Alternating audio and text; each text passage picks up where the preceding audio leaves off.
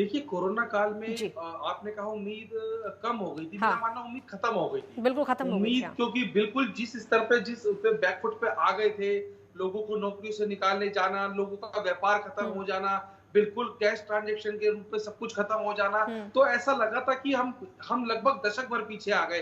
क्योंकि अगर हम विश्व पटल पर जब अपनी चर्चा करते हैं, तो कहीं न कहीं हमारे हमारे ही अपने देश के कुछ लोग या विपक्ष की पार्टी जितनी स्थिति होती नहीं, उससे ज़्यादा बढ़ा-चढ़ाकर लोगों को घबराहट पैदा कर देते हैं, परेशान कर देते हैं, विचलित कर देते हैं। तो मेरा ऐसा मानना है कि ऐसे समय पे एक नियंत्रण बनाने की ज़रूरत होती है, क्योंकि ये जो कोरोना है हिंदुस्तान में देश में अकेले में नहीं आया, ये विश्व पटल पर आया और जिसने पूरी दुनिया को एक बार को उठा के फेंक दिया।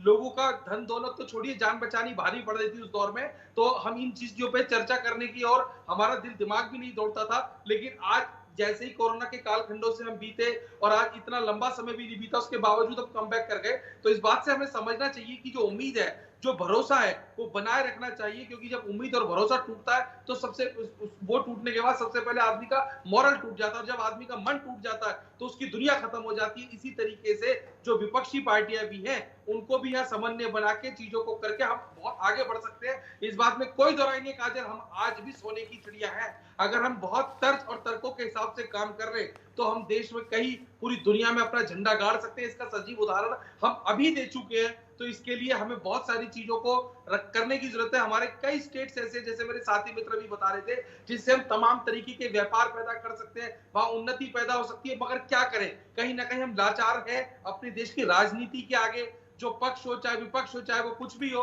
वो कहीं ना कहीं हमें इस चीज के लिए जो है परेशान बिल्कुल। करती है, विचलित करती है। जी। यही कारण होता है कि हम कहीं ना कहीं अपनी उन्नति में जो लाल छन है वो स्वयं लगा लेते हैं। यहाँ पर बहुत संभलने और बहुत सच्चाई तरीके से काम करने की जरूरत है। बिल्कुल, योगेश जी